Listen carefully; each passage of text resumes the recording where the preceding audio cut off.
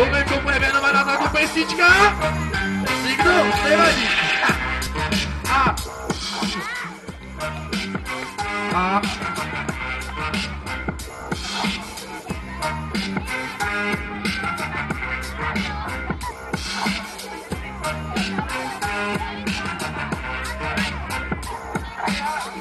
Ešte raz.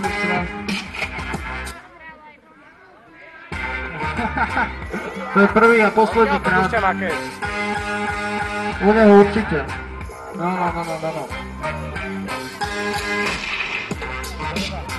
Shaggy. Neser.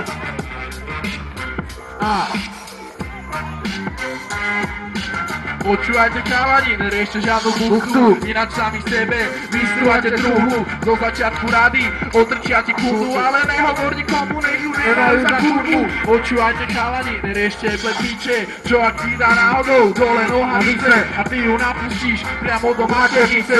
Nešťastný budeš vychádzať z pôrodnice. Počúvajte chalani, keď čučičiny opité, niekde majú splačania, kolena rozbité. Keď vytriešvejú, sú také zložité, vymyslených kokotín. Sa nás zložite, počúvajte chalani, veď my ich milujeme, preto ich pred sebou stále vysujeme. Nám robí nervy, keď klamstvu vyplujeme, tu sa to tak vôbec není, neskôr zistujeme. Počúvaj ma Lukáš, že tu som včera mal.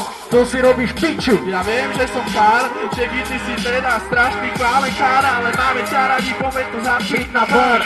Počúvajte babi, Shaggyho som včera mala, takému chlapcovi sa neodoláva. Poviem ti tak, že aj ty by si ho dala. Nej som kurva, bola som len najebaná. Počúvajte babi, myslíte, že chcel? Ľúbi sa mi jeho štýl ako veľký rebel. Nemala by som problém použiť diel, splnila by som každý jeho sen. Počúvajte babi, aj tak sa mi o ňom sníva, nemôžem prehltnúť všetky jeho negatíva. Vlastne odporný jak liter zlého vína, nechcem o ňom počuť všetko, je to jeho vina. Počúvajte babi, aj tak sa mi o ňom sníva, neviem o čom rozpráva, nemám pozitíva. Keď zabudol som slova, tak tanku náhle prístal. Shaggy sa na to dneska totálne chystal, aby zajebal Neser opraví prístav, aby zajebali to a každý ma len získal. Neser aká reper, dneska každý z nás je rebel. Makes je tam a stojí pri notebooku, Makesovi dneska smrdí pazuchu. Neviem čo si zajebal, no máš veľký, vyzeráš ako modelky z telky.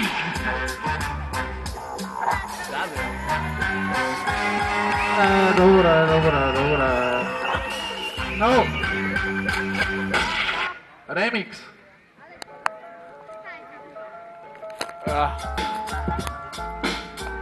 Volím z toho ruka. Tak to ideš.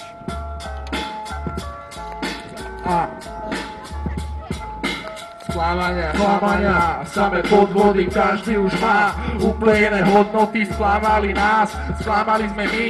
Tak si už priznáš, že sklamal si aj ty.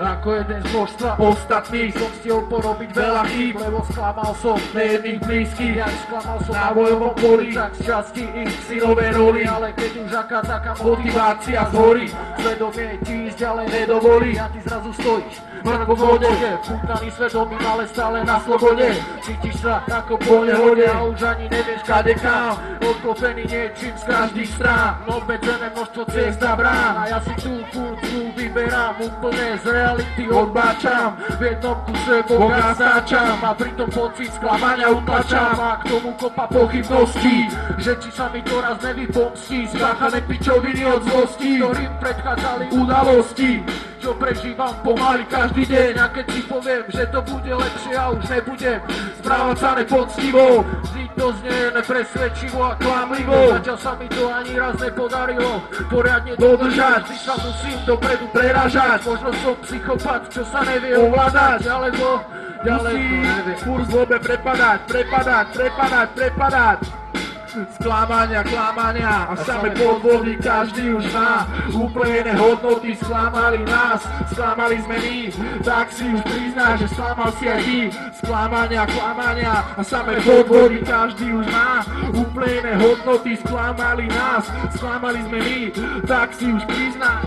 Sklamal si aj ty. Ležím si na posteli a rozmýšľam o sebe, že prečo moje prešlapy prinášajú obete.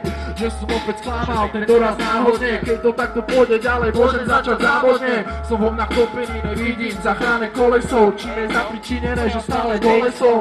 Snažím sa tu prekonať zánou noblesov, bez zbytočných hádok a bez zbytočných procesov. Klamal som, vyhýbal sa trestu, neraz mi bolo povedané, no tak prestup. Nevedel som nájsť tú svoju cestu, nevedel som sa dostať k tomu miestu. Škoda, že som nepočúval, našiel vo vlaku tých, ktorých ľudia považovali za zlých. No čo už, nemôže byť svätý ako mních. V hlave mám zmetok, asi aj splašený byk. Najviac ma zraňuje, že tým ja zraňujem. Nedôsledne si cestu života mapujem, preto sa mi stáva, že takto krachujem. A o falošné úsmevy už fakt nemám záujem. Bohužiaľ som asi rozdielna od roda, v rodine už nikdy nebude pohoda. Prečo ma všetci považujú za kokota? Každá šanca o napravenie stroskota. Chyba nebola v iných, jak som predpokladal. Z odrazených kolen som sa len ťažko stával. Prejavoval sa vo mne pocit nedostatku, pocit pravdy a myslel som, že na opátku mi to spoza chrbta niekto vráti, že sklamu ma aj ostatní a ďalšia šanca sa stratí. Hovorili, takto nebudeme kamaráti, možno to zo mňa niekto vymláti. Sklamania, klamania a samé podvody každý už má úplne iné hodnoty. Sklamali nás, sklamali sme my, tak si už priznaj, že sklamal si aj ty. Sklamania, klamania a samé podvody každý už má úplne iné hodnoty. Sklamali nás, sklamali sme my, tak si už priznaj. Sklamal si aj ty.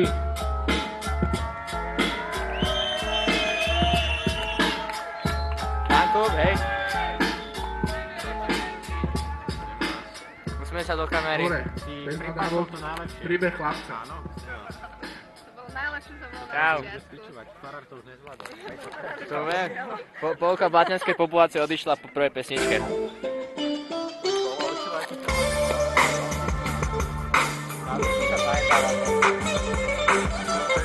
Teraz vám vysvetlím, preto som taký, aký som. Poviem vám príbeh o jednom chlapcovi, bolo o ňom známe, že nechcel chodiť do školy.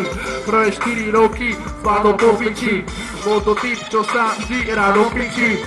Mamka hrdá proti zlému odolná, s myšlenkami svojho syna spokojná. Ale prišiel druhý stupeň, už to nebolo len o tom, jak si vydať šuše.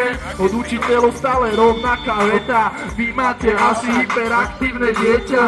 Mama sa s tým nevedela zmieriť a chcela syna vyťahnuť z biedy. Bolo to o tom istom, rovnaká rovina, nevie držať ústa na hodinách. Každý z triedy sa kľudne mohol schovať, no nikdy sa nezdržal posledného slova. Chalan stále hľadal úniky a skratky, bol to taký húvač, že ani nenosil šlapky. Na hodinách stredobod pozornosti, učitelia boli zbavení od zbornosti a každý výlet pojebaný úlet. Ešte, že nám za to nevystavili účet. Ale aby som sa k téme vrátil späť, chlapec nebol iba jeden, bolo ich 5. Videli, že sa môžu na seba spoľahnúť, keby na jedného z nich mohol smutok doľahnúť. Ale to sa iba málo kedy spávalo, väčšinou to bolo tak, že sa vtedy spávalo. Chlapci si piču robili, kade chodili a pekným dvorili, na letuškách honili, málo kedy rozbili, lampy rozbili a spolu ožili. Okašľali tých, čo sa okašľať dali a tých, čo sa nedali, tak aj tak okašľali. Na základe toho mali také vysvedčenia, nejaké tie troječky bez ohrozenia. Koľkokrát nám dávali do hlavy, ste inteligentní, len keby ste makali, no my aj bez vás vieme sa predrať a preto vás môžeme v diaľke nehať. Prišiel príchod na dobrú strednú školu, dúfal, že na nej nebude dolu. Mama mu hovorí, nechovaj sa jak geňo, zapíš sa dobre, spravíš si meno. Po prvom týždni mamka teší sa na rodičko, chcela by som hovoriť s Davidovou mamičkou. Mladá pani, ako vám povedať nežne, váš syn je neposledný, ale len tak bežne. Chlapec mal pičiť, poznal nového chlapca a zistil, že má od neho menšieho bratca. To im neprekáža, aj tak sú bratia a žiadne klamstvá ich neodradia od vzájomného bratričkovania. Aj keď mal chlapec dvojku zo správania, žila sa chlapec svojho veľkého brata, vždy sa mohol spoľahnúť na Paťa. Díky Andy, Marko, Erik, Matúš, Maťa, díky Šimon, díky Lukáš, díky Mišo, Zasa, díky vám všetkým za toto všetko, ste moji najbližší. Neukradol, hej. Díky moc.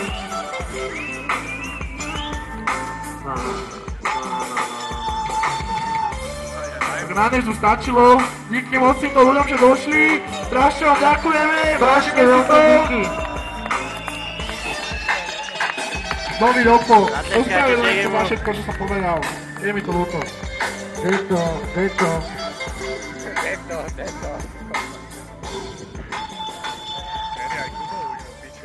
Hen tam. Čo, jaký Kubo? Kubo došiel, ne? Však on tu bol už dávno. Áno. Toto celá senecká stoka. Daj to do piče, dobré? Daj to! Väčšina ľudí je tu pekne nasraných. Však farári to už nezvládli. Ty toto sedeli všetci tí, one. Chlapce, toto bolo celé plné. Toto bolo plné všetko, no. Celá táto... Však verní fanúšikovia. Však celé Blatné odišlo, keď ich počulo.